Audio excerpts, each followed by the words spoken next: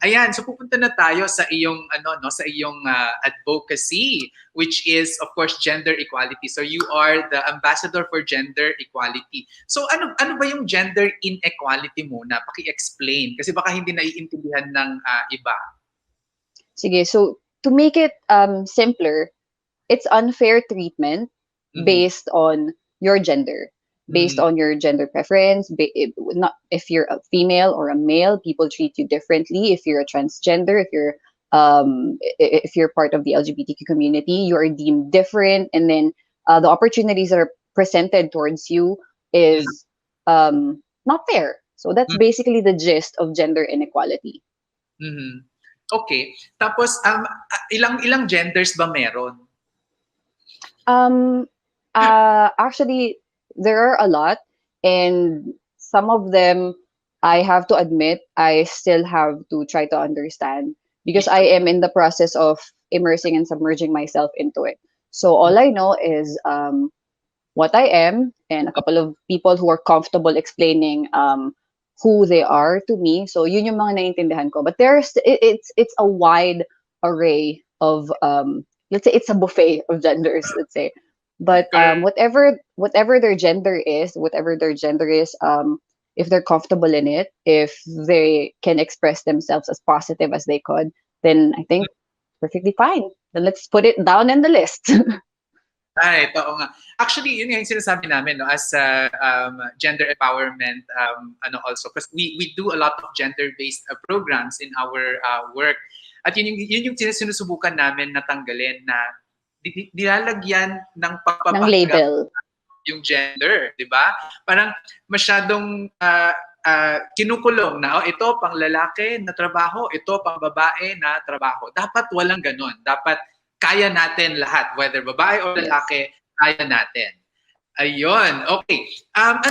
So meron bang economic impact yung gender inequality or yung unfair treatment that you were mentioning?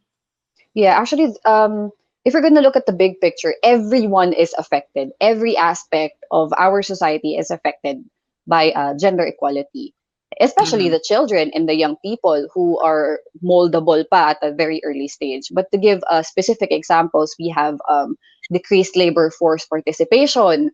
Andyan yung they don't feel comfortable enough to apply for a specific job because they don't feel that they have the right gender for that kind of job. Let's say being a nurse is only deemed as something for women before, and then being a doctor is for men. So even si mga nurse na gustong mag-doctor, they don't pursue it because it's a very male-dominant field, something like that. And then we have, and of course, this results to untapped labor, untapped talents, and untapped productivity. So yung mga babae na talented naman talaga sila, but then since the societal norms dictates that they stay at home and become housewives,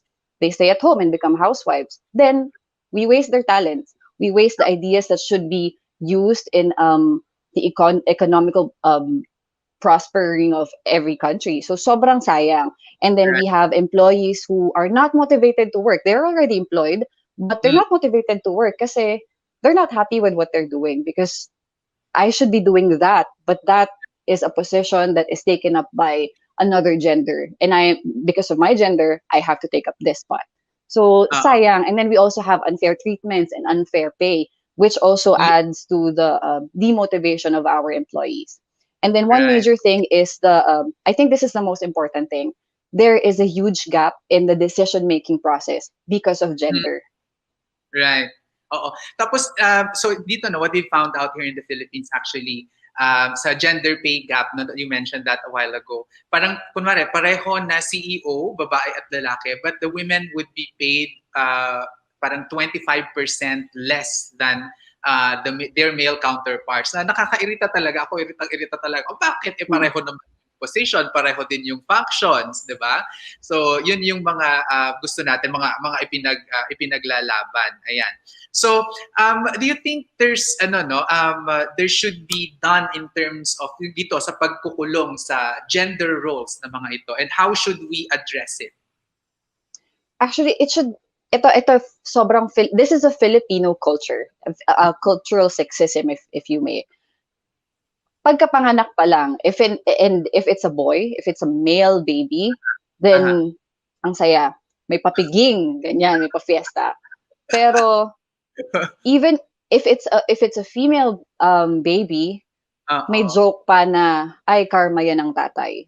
Oo, oo. Even if that's just a joke, the fact that it exists is so disappointing.